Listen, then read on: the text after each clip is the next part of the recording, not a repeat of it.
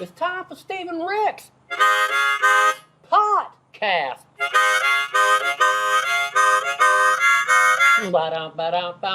Hey, fuckers. Hey, Rick. What's up, man? How you doing today? Just peachy. Are you mowing today? We did mow. Yeah. Yes, we did mow. Minus one guy. That son of a bitch. He's going to watch this. That son of a bitch. But yeah, I'll fix his ass tomorrow. He'll be weed eating all day tomorrow. There you go. What'd you do over the weekend? We had my entire family here on Saturday. My oldest brother and his wife, my two older brothers actually, Dave and Ed and their wives. I had my brother Mim, who passed away. I had his whole family. So I had about 15 people here. Wow. Yeah. And of course it rained. Everybody's in the pool having a great time. Everybody out of the pool. So then there was like 15 people all gathered in this carport. You know, kind of ruined it, but it's still nice to see everybody. Of course. And then Sunday, same thing. We had Brian over, Kelly's brother, in the pool for about half an hour. Day was over. Damn. And I haven't seen the sun since, I don't know, Sunday evening. Right. I haven't seen it. So it's been a shitty week.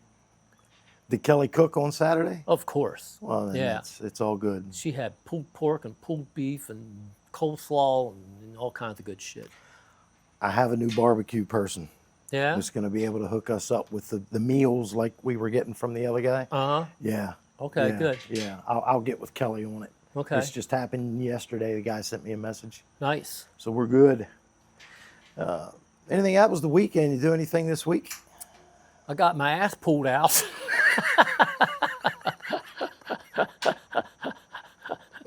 Never thought I'd hear that phrase. Well, last time you did. The first time I did this, and again, it's such a new procedure, and I was told by this doctor during the colonoscopy that this could really help you. And I said, okay, I'll give it a try. So it took me about 3 months to get in to see this doctor. She's very busy. A lot of bumpy assholes out there. And the first time was a breeze. I mean, it was a little uncomfortable during the procedure, but it was nothing. And a couple hours later, I didn't even know I had a procedure. Yesterday, I got this damn thing. Same thing. And I was in hell all day yesterday. I mean, I had such trauma pain that I was shaking. I had chills, and it was like that all fucking day. I had to go in and lay down for about 2 hours. And then just last night going to bed, it's finally calmed down today. But I'm still shaking. It was weird, but I think I know why. The first time they did it, they did great. The second time, I didn't tell them, but I had food poisoning on Saturday when everybody's here. And I'm running in and out of the house, taking shits about every 20, 30 minutes. And I'm pretty sure that fucked with that procedure because your asshole just, it goes through that trauma, and then I go get that done to it. So I'm not blaming them at all. They did what they're supposed to do. I think I probably should have canceled that until, but this girl's so hard to get in to see. I'm like, it's going to be another month and a half before I get in. I'm like, nah, I'll be all right. I wasn't all right. That was bad. So did they say that the first go around was successful? Yeah. Okay. So what I got done yesterday, I should be done. That's it. And she said that if everything goes well and you don't feel any pain or any bleeding or anything, you can, because they always set you up another appointment. Sure. And they said if you're okay, if you're all right, you don't have to keep this appointment. Just call and cancel it. So more than likely, that's what I'm going to do. Nice. I ain't going through that shit anymore. That's cool, man. You're getting all fixed up after the fact. Yeah, if I could only get... there's this place in Reston, Virginia that I need to call. It's a neuropathy. They specialize in neuropathy, and I'm going to give them a call and see what they offer because I'll lick a man's ass to get rid of this. So I brought you some cream from Reed Alry. Thanks, Reed. By the way. Thank you, Reed. And I told you I had already tried that. Right. I've tried everything. I've tried everything that you can get. I've tried TENS units. I've tried foot pad TENS units. I've tried creams. I've tried drugs. I've tried soaking. I've tried everything. And there's nothing that I haven't tried. So if you or someone you know suffers from neuropathy and you have an idea of a plan maybe or something that works for who you know and not what Steve just mentioned that he's tried, shoot us an email and let us know. Yeah, I've been to 3 neurologists. I've been to a diagnostic specialist, and they all come up with the same diagnosis. Sorry, there's nothing we can do. I'm like, fuck you. Even if there's a Band-Aid that you can put on it every once in a while. Anything that would just give me temporary relief, I'll take. And the Mama Bear ointment that Ree gave you, it changes the dynamic of it. It's not tingly and painful anymore. It's just numb. Okay. And again, I've had this shit for 9 years, so it's pretty severe at this point. So a cream's not the answer. It's got to be dealt with from the inside out, and that's what I'm hoping this place will offer, something like that. If you got to give me a blood transfusion, great. I don't care. Yeah. Yeah, I can't imagine struggling with something like that every day. It day sucks. in and day out. I mean, every time I stand up, I have to get my balance before I start to walk, or else I'll just fall over. I don't think people realized how much that affects when you were on stage. I mean, you're up there doing an act for 90 minutes. Yeah, that was the worst. It's 100% your feet and legs. When it first started, I could get through it okay, but it was uncomfortable. And as the years went by, it just kept getting progressively worse. So then I just start putting like Voltaren and anything that would just change the dynamic. It's not going to help it or cure it, but it changes it. It allows me to get through a 90-minute show. And up until the last year, nothing worked. Wow. And it was just hell. Every time I would jump off one of those boxes, pain would just shoot all the way up to my knees, and I'm like, I just got used to it. And that was one of the biggest reasons that I was ready to step down before Jimmy had a heart attack and before anything was even talked about stopping the band. I was already in my mind ready to stop because this is just too hard to deal with. And I can't be as good as I want to be or as good as I should be or could be. And I'm like, if I can't be me, I ain't on it. So it started about 9 years ago? Yeah, I'll never forget it. I was doing plyometrics. You know what plyometrics is? Oh. It's a cardio exercise where it's all jump training. I was just jumping all over the room for about 45 minutes. It's really hard and exhausting. And I've been doing this for about 10 years at this point. And when this one particular day, I got into the shower and I thought, I can't feel the balls of my feet. The balls in the heel were like numb. I'm like, the hell is that? And I didn't think much of it. I said, I'll just beat the shit out of my feet. They'll be okay. Never came back. Fuck. Yeah, and it just kept getting progressively worse. It's up past my knees now. So when I walk, I feel like I'm walking in flippers. What's the doctors say? Is it going to stop there? No, it's going to keep. It'll progress until I'll probably be in a wheelchair. That's what my last doctor told me. He said, by the time you're 75, you'll be in a wheelchair. So if I have anything to say about that, fuck that. Yeah. I ain't getting in a goddamn wheelchair. I'd rather be dead than be in a wheelchair. You'll need floaties in the pool. Right. Or floaties on the wheelchair. Well, I hope, man, you think in today's day and age with the advancements they've made, they can make a girl a man and a man a girl. They could fix neuropathy. I know. It's a weird one because it's toxics inside the body, and they can't really locate them or treat them at this point. So all they can do is mask it at this point. They can't. There's no cure. Well, maybe somebody watching this can send in something that was a miracle I would love it. Yeah. We'll see how that goes. That sucks. I'm used to it. So you figured out how to play and perform a show with neuropathy. What about nights you were just sick or just... I remember being at the Limelight in New York City. I had 104 temperature with strep throat. I did the show. You do the show. The show must go on. I've had sciatic nerve pain that lasted for probably 6-8 weeks. I never missed a show. And it hurt like fuck. And I couldn't jump, so instead of jumping, I would do this. I'd look back at Jimmy. Here we go. It was funny. That's at least I made a joke out of it. Yeah. And I've had back problems. I remember going out on stage one night with a walker. It was my mom's walker, and I attached the mic stand and the microphone to the walker. And I'm walking out like this, and I'm singing like Hot Wire or something. So I always would make a joke out of it, but it was just because I wanted the people to know that I'm not 100%. And I'm not going to pretend like I'm 100%, but I'm still going to give you everything I got. Was sciatica what caused Gene Falble to become Jump Boy? That was just another back strain. the sciatic. But I think I did get Gene to be jump boy one more night because of the sciatic nerve. That was awful. I mean, have you ever dealt with that one? Sciatica? Yeah. Yes. Absolutely. I mean, it starts on it goes all the way down to your ankle. Lightning bolt is what it felt like to me. It was awful. Yeah. And I don't think there's a cure for that. Other than that, I'm great. 104-degree temperature and still performed. 103, How in 104. the name of God did you do that? Because, You just do it. well, yeah, I guess. You just do it. I'm not cutting grass if I got 103-degree temperature. No, and you shouldn't. But when I've got a sold-out show and I got everybody on the crew and the band relying on me to be there, what you gonna do? I ain't gonna leave those guys high and dry. Did you ever come up with a contingency plan of what if the night of the show I get stuck in traffic, somebody hits my car and I gotta wait for the police and you can't be there? Was there ever a contingency plan? Never even crossed my mind. Never crossed our minds. We're always there. So even in the Donnie days, Donnie wasn't like, here's what we need to do if you don't get there for whatever reason? No, that was never even discussed. It was just your ass better be there. Yeah, get your ass in there. I don't care I don't care how you feel. Get your ass in there. I love that. I love that attitude.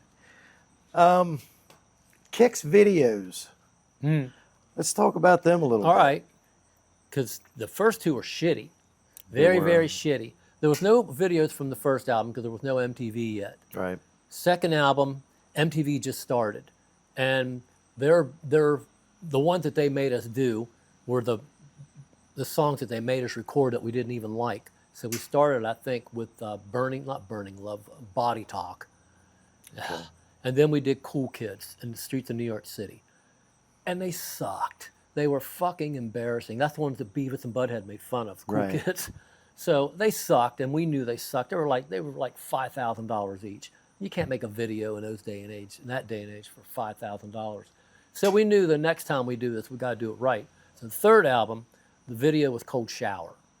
And we shot that at some, I don't know if it was a parking ride or somewhere. Brian always corrects me when I talk about this, but from my memory, I remember being in some big parking lot with a body of water behind us, and there was a mist coming off of the bay or the lake or whatever the hell it was, and it was like a mist the whole time we were doing Cold Shower. So it was very cool looking. Okay. It wasn't anything that we planned. It just happened, and that didn't do shit. It was a good video, but it didn't do shit. And they made this stupid edit in it where I think they cut out the harmonica and they cut out all this other shit. That's what they do. Well, we got to make it this big the radio will play it. The radio never played it. Then Midnight Dynamite, we said, and record company said, okay, well, next, we're done with that record. Let's move on. And we said, fuck you, fuck that. We're gonna do our own video and we'll pay for it. And that's when we did that Mount St. Mary's thing, where we were up there at 7 a.m. practicing and setting up and shooting the video and doing photo shoots and doing a show all in the same day. What song was that for? Midnight Dynamite. Oh, okay. That's the one where Kelly's brother Brian was dressed up like a gorilla. Yeah. And for no reason. I think they showed him for a second. He was in that suit for about 5 hours. So that didn't do shit. MTV wouldn't even accept that video. Really? Yeah. So that didn't do shit. Blow My Fuse. We started with Cold Blood. Okay. And the record company acted like they were impressed with us because we went out, we took that Midnight Dynamite money, our East Coast money, and just went out all over the country, all on our own. And the record company recognized that and were not willing, but they knew that we were willing to put the work in. So they were more willing to push this fourth album more than they ever had before because they hadn't done shit before. So Cold Blood came out, and that was a great video. And it got on MTV, and it was on top 10. I think it broke the record at that time for videos. The next one was Blow My Fuse. Same thing. Great video, shot at the block in Baltimore and Hammerjacks, and great video. Did well. MTV played the shit out of it. And then after that, record company goes, okay, boys, that's it. Next. And that's when we thought, fuck you. You're a moron. So that's when we were out with Whitesnake. And that's when Alan Niven stopped us and said, what was that ballad? And we told him, don't close your eyes. He calls Doug Morris at Atlantic the next week. We're recording Don't Close Your Eyes. If it wasn't for Alan Niven, that song never would have been released. It never would have been a video. We never would have probably got the Whitesnake tour. Or it was the Great White tour that we did. Right. We wouldn't have got the Whitesnake tour had that song not come out and been a hit. So that one did the trick. And we thought, we're on our way now. Okay, we've turned the corner. We got 3 hit videos. We got a hit song that was made it to number 11 on the Billboard charts. We thought, fuck, can't fuck this up now. So then Hotwire comes out. Well, along with Hotwire came Nirvana, Stone Temple Pilots, and all those bands that kicked us out of the party. So we recorded one video for that. It was Girl Money, and great video. And we recorded at some theater, and we had this rotating stage. It was very cool, but what's everybody looking at? Look, Denny. He gave me some pot yesterday. That's who I had a dream dance with Tracy. Is that right? Yeah. You want to go punch him? No, he's all right. He can't run. I like him. I stopped him yesterday. I've known him for a long time. I said, Denny, you walk like I do. Or do you have neuropathy? He goes, yep.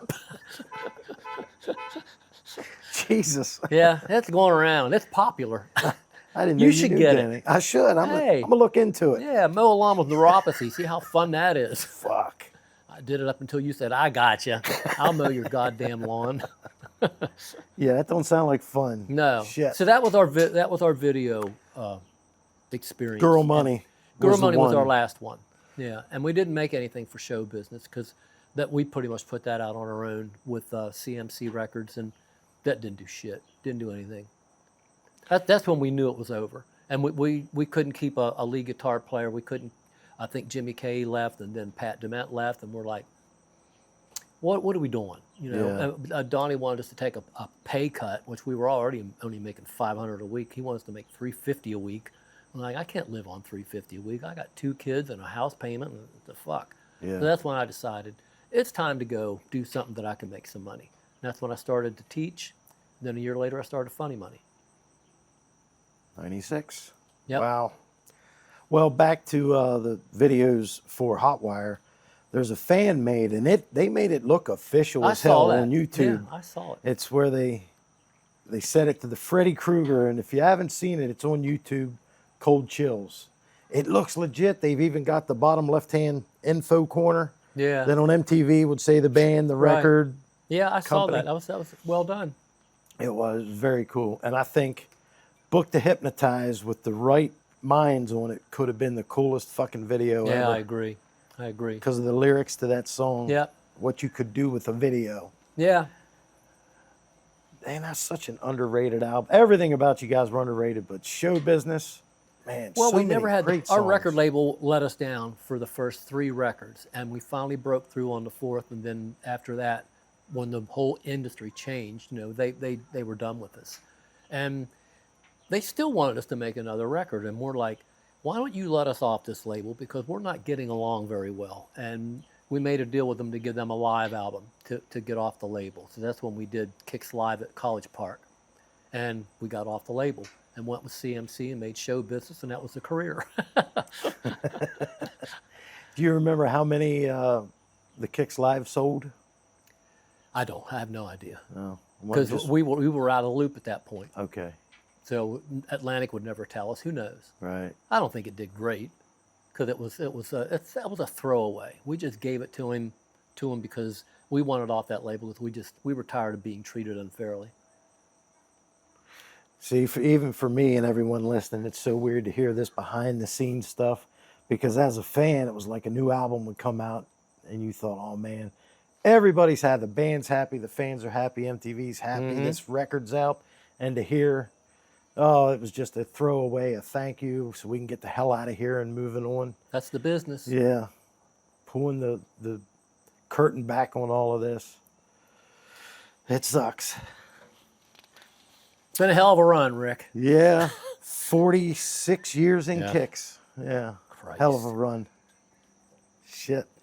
Want to play a quick game? Yeah, I do. I'm all about games. So this is called This or that. Ooh. I'm going to give you two names, 2 words, 2 bands, 2 things, and you tell me which one. Dee Snider or Kip Winger? Dee Snider. Okay. Dee's a great front man. I've never seen a front man be able to get a crowd in the palm of his hand so quickly and keep them there all night long. I saw Twisted Sister in Baltimore at a small club when they were coming up, and I knew about him and I wanted to go see him because I just heard Dee was incredible, and I wanted to see him live. And I'm the cool rock guy in the area, and everybody's going, "Hey Steve, how you doing?" I'm being cool, and Dee's up there, up on stage, calling people like me pussies and wimps and shit. And about 20 minutes later, I'm up front going. I mean, he knew how to draw people in, and Dee was great. So when I did that Facebook Super Bowl commercial, I was out in LA and Dee Snider was a part of the commercial, even though I wasn't there when he filmed. The producers that were telling me it was a closed set. It was just the crew in there, and he was larger than life. Yeah. And they were showing me cell phone footage of the takes he would take. And you're right, man, the way he commanded an audience of the crew, the camera operators, the directors, the producers. He's got the riz. Special. Yeah. He definitely got the riz. He's got it. The pick of destiny. He's got it. And he's a great guy, and he actually turned into a friend. We got to know him really well when I think we were in the UK, and it was our first trip over there, and Twisted had actually broken in the UK before they broke here. So we were with Mark Puma at the time, who managed Twisted Sister, and with our manager. So he brought Dee over with us just to kind of bring the attention to us because of Dee, and Dee was willing to do that. Oh, wow. Yeah. Yep. He's a great guy. Yeah, when we were doing the messing around with the KIX documentary, he was on board. Yeah, I'm sure. Yeah, I'm sure. Did you ever read his book? Yes. It's a really good book. Yeah. And he mentions us in there, and all the bands on the East Coast that blew past them, and he was like, fuck, that's the way we felt too. Yeah. All these bands were open for us and blowing past us. I'm like, fuck. What was the saying? How do you get famous? Open for KIX, and next year they'll be opening for you. Yeah, that was the truth. Damn it. That's the great support we had from our record label. Bastards. Yeah, they sucked. They absolutely sucked. I'll never understand that formula because the fans were rabid about the band. MTV was rabid about the videos they did have, but the record label wasn't. Why? Why? They had too many other acts. I mean, we would come out at the same time like AC/DC or Phil Collins or these huge bands, and all the money and all the attention would go to them, and we would just get the minimal amount of let's act like we care. One of the theories I've heard, which I've heard many over the years on why KIX didn't make it, everybody has their own theory, was it was 1980 when you guys got your record deal. Well, Bon Scott just died, and they were looking for a new AC/DC, and you were the guy with the voice. So they signed KIX to be the new AC/DC, not knowing There Brian might be Johnson. some truth to that. Really? Yeah, there might be some truth to that. In fact, I remember Donnie was nervous about maybe me leaving the band and joining AC/DC. Oh, shit. I never got that call. Damn. I might have considered that. Yeah, I think so. I think so. Just might have considered that. Okay, so that brings us to the next one. Bon Scott, Brian Johnson. Bon Scott. I thought so. I loved all the early Bon stuff. Bon's melodies and just his lyrics, his funny ass double entendre lyrics, I just thought were great. Brian catapulted the band before Highway to Hell, I think, just went platinum, and that was and we went to the Capitol Center to see AC/DC because we've been playing their stuff since the early shit, the imports. I mean, we were huge fans, and we got to the Capitol Center, and Bon was carrying Angus on his shoulders for the encore. As soon as we walk in, I'm like, you shitting me, and they're opening for UFO. I know. I don't even like UFO. No. I mean, I don't hate UFO, but my God, UFO is headlining over AC/DC. But at the time, they were selling more records. But yeah, that was disappointing. I never got to see Bon live. I got to see Brian several times. Did you? Yeah. Oh, I love Brian. And when Back in Black came out, we were one of the bands that could pull that shit off because I could sing it. And we killed that shit. Nailed it. Oh, I've heard some tapes of you guys back then. Yeah.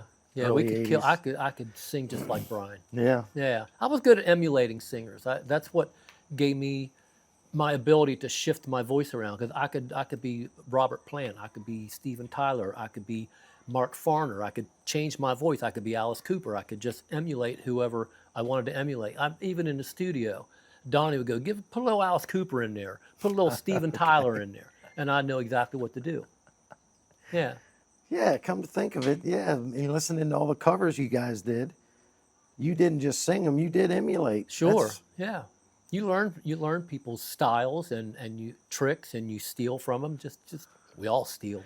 You mentioned I think it was last episode, maybe the one before, that you learned how to sing Robert Plant. It wasn't, you learned how to sing Zeppelin songs. Yeah. And since you said that, I've been thinking about it. And every time I hear a KIX or Funny Money song now, I hear the influence of Robert Plant. Absolutely. It's the enunciations and you probably have words for it because you're a professional singer, but going from one line to the next, starting the next line, I hear a lot of Robert Plant in what you do. I never thought about it, but No? you say so. I hear it. I mean, I'm a Zeppelin freak. I know that.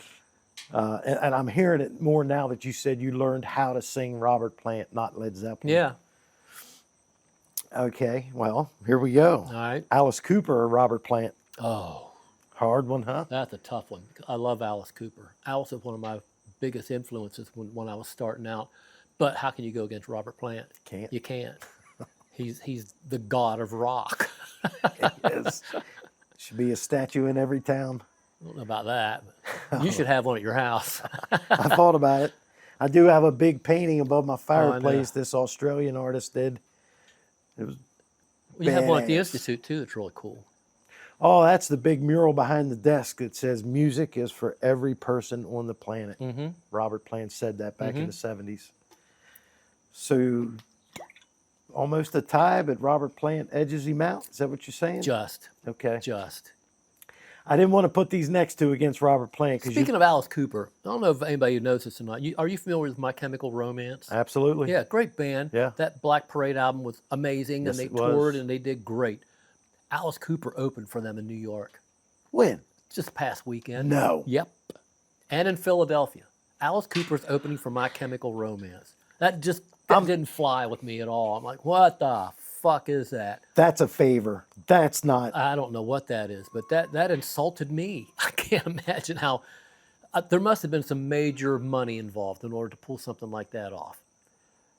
That had to be a personal favor, like the lead singer in My Chemical Romance is Alice's nephew or Yeah, something. I don't know. You're right. It might be something like that, but I was shocked when I heard that. Because my daughter went to see him. She went to New York. She loved My Chemical Romance. And my son and daughter saw him again in Philadelphia and said, Alice Cooper opened and he was great.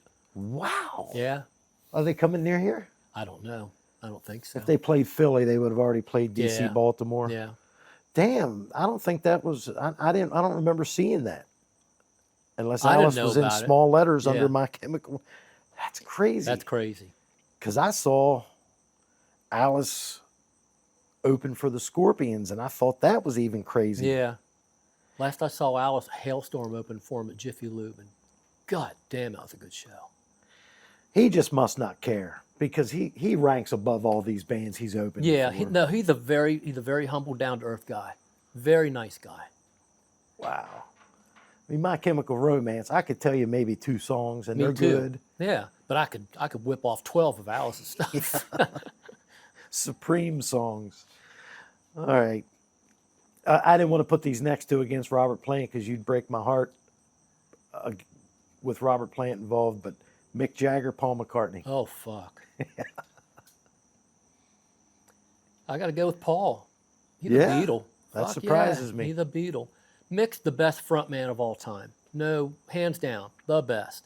But Paul McCartney wrote all those great songs, and he changed the world. He was in a band that changed the world, and seeing him live made me cry. I didn't cry at the Stones. I cried at Paul McCartney. So did we. Yeah. So yeah, Paul. So speaking of best frontmen, what's your thoughts on David Lee Roth? Not his vocals, but his frontman. He's one of the best of all time. Yeah. Yeah. No doubt. I don't know about now, but in his youth, Yeah. in his prime, nobody better. Right. Yeah, Yeah, I was hoping you'd say that. Yeah, he was awesome. He was the whole package. he was. He wasn't a Robert Plant singer, but he was a good rock singer. Yeah, he was great with a crowd. I respect bands that can reach out to the crowd and pull the whole crowd in. That's my front man. Yeah. And Robert Plant doesn't do that, but he just sings, and that's all he has to do. Yeah. And he pulls the whole crowd in. But I really respect singers that can do that, because that's hard to do. Yeah, absolutely. Guns N' Roses or Motley Crue? Guns N' Roses, Just their music or just overall as their music. Okay. Yeah. Yeah, I agree with you on that. Here's one. KIX or Funny Money? Oh, KIX. Yeah. Why you think I let Funny Money go? Take the money away. Take them. No, KIX just had. Well, we had a legacy, and we had too many fans. Funny Money was like a fun project. I never expected that thing to do anything. If we could go out and make $1,500 a night, have 200 or 300 people a night, I was good with that, and that's about all. That's all it ever was. So when that got to the point where KIX would stop playing more and more and more and more, and I'm still doing Funny Money, playing KIX stuff, and I'm like, we got to let this go because we're getting too popular as KIX again, and I don't want to be out. I don't want to be competition to KIX because of me and Funny Money. That was stupid. Did you consider just doing all Funny Money material and cut out the KIX? No, because at that point we were flying. We were doing fly dates, and we were getting busier, and Funny Money it just wasn't in the cards anymore. Okay, I got you. I think you've answered this before, but Ram's Head or Hammerjacks? Hammerjacks. Yeah, Hammerjacks. Ram's Head was great. I mean, if that would be my second favorite venue. Yeah. Okay, Hammerjacks. I knew you was going to say that. Joints or bong hits? Joints. Yeah, you love them now. I do. You turn me on to the joint at Rod Stewart, and I'm like, I like this a whole hell of a lot, because the bowls just fuck you up, you know? If I do a big old bong hit, I'm wasted for about an hour.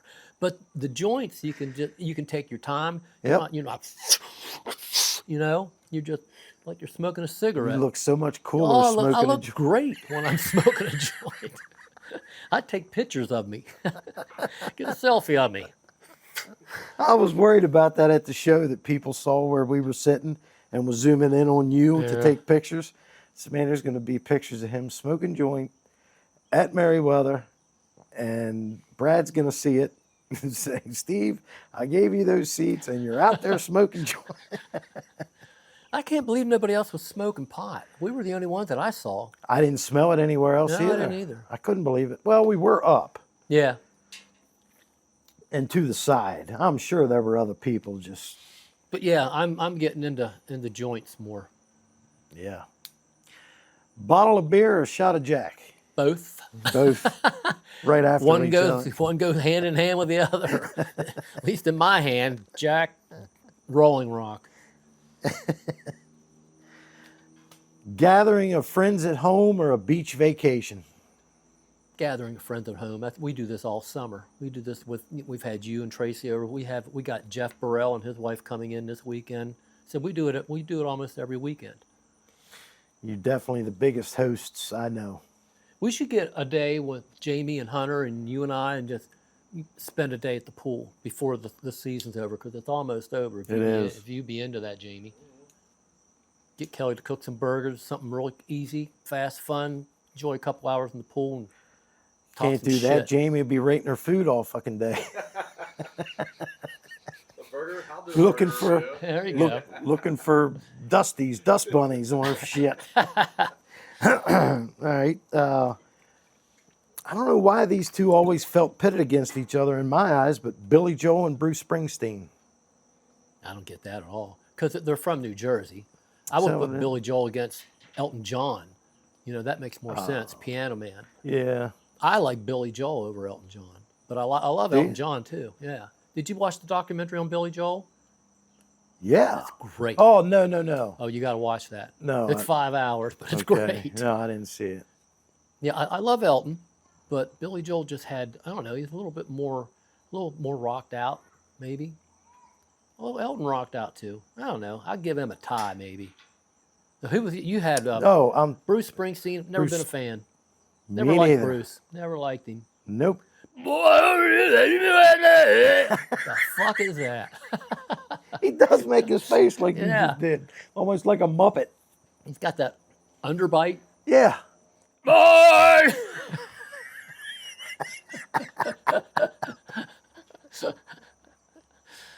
Oh, it's good stuff. Sorry, Bruce. It's not into you. Joe Rogan or Howard Stern? Oh, Joe Rogan all day. I've never been a Howard Stern fan. I told you that yeah, I no. thought Howard, all he tries to do is be as gross and as ignorant and as dirty as he can. I don't find any humor in that. Joe Rogan is just a very interesting, curious, Yeah. interesting guy. I love his podcast. Now, when he does the UFC shit, I can't listen to that. Right. But he has great guests on there, always. There's a rift between those two now, and I don't know why yet. I've Who, just Rogan seen it. and- Rogan and Stern. Really? I saw a couple YouTube videos that says why Stern hates Rogan, but it was just in passing. Because I of didn't watch it. competition. Rogan's blown him away. That's why. Rogan gets 40 and 50 million people to I know. listen to that podcast. I know. He had 70 million when Trump was on there. That's fucking nuts. Yeah. And he just acts as normal as hell. He acts like, I'm just sitting here in a room talking. And that's the way he's got to look at it. Because if he thinks about how popular he is or how many people are actually listening, I think it would drive him crazy. Damn.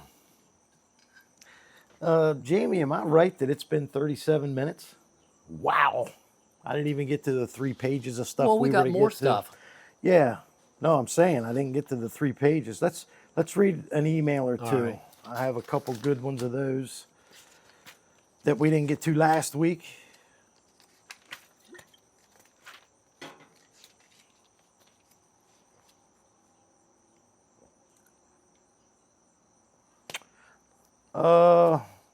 Love the podcast. Great for listening to the stories.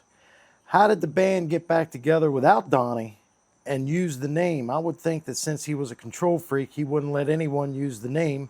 Keep up the great work. And Rick, keep talking. Thanks, Fred. That's a loaded question because, well, the band was done and Donnie was done, and I'd already started Funny Money, and I had Mark and I had Jimmy, and it was just I forget. You're the one that initiated it. You're the one that called Brian, and Brian called me and said you had talked to Brian about getting together and getting at least 4 of us. Yeah. Remember, we called it 4 out of 5 KIX because we were afraid we were going to get sued from Donnie. 4/5 of KIX. 4/5 of So, KIX. yeah, how that And then Mark researched it and saw that the KIX name was available, and Mark bought it. He got the rights to it. So all we had to do was get Ronnie involved, and we had a band. And it was an easy segue into Yeah. doing that. And when we did it first with you, and then we did it in Baltimore at the Thunderdome, and that's when we knew this could be something because Yeah. the Thunderdome was oversold out, and everything we did after that just did great. So we knew we were back. Yeah. And we didn't want Donnie involved anymore because we were having fun. It was like in Funny Money. I wanted that relaxed atmosphere, easy, show up, do the show, no yelling, no have-tos, or no you asshole, none of that. It's all, and we all loved each other. That's important. So, what's your question? So that was part of it. It was how did you use the name with Donnie being Yeah, well, such that's a because control freak? Mark bought the rights to it, and we just decided to go on without him. Yeah. So that answered both questions Yeah. at once. So the way I remember how that actually went down was I had a show at a club and I booked Funny Money. And opening for Funny Money, I had the Blues Vultures, which at the time consisted of Ronnie and Jimmy. Right. And I said, being such a big KIX fan, man, let's get Brian back here. So I approached you and said, hey, man, what do you think I get a hold of Brian? And you're like, here's his number. You can call him and see. So I called Brian for 2 weeks. I had not met Brian before that. He had no idea who I was. Right. So I said, man, I'm friends with Steve. Give Steve a call. He'll vouch for me. I want to get you up for this show. And he did. And he eventually said, okay, I'll do it. I had to pay for his airfare and stuff. And it came to like whatever the dollar amount was to get him back out. But then the show was sold out. I wasn't making any more money. I think it was 300 people could fit in that club, and we sold 310 tickets. The guy that gave you a stripper and a bottle of Jack on your birthday, we had to sneak him in, Right? Because I couldn't even let him in. And then the other guys in the band were like, "Yeah, if we do this, we're going to need more money." I'm like, "Okay, I get it." So it didn't happen that time. It happened the next outdoor concert series season at the Rod and Gun Club. Yeah, but this was cold wintertime inside, Right. and we couldn't sell any more tickets, so we couldn't do it then. But Well, we didn't know it was that's going to how do it kicked anything off. yet. We Right. didn't know. We knew we could do well, but we didn't know if people would come back like they used to. Yeah, We thought we were done. we're just going to do a quick kick set at the end of the night with Right. Brian, and Right. Well, we started at, like you said, Brian and Ronnie were doing Blues Vultures, and I talked Jimmy into coming to playing with me in Funny Money. I keep losing my train of thought.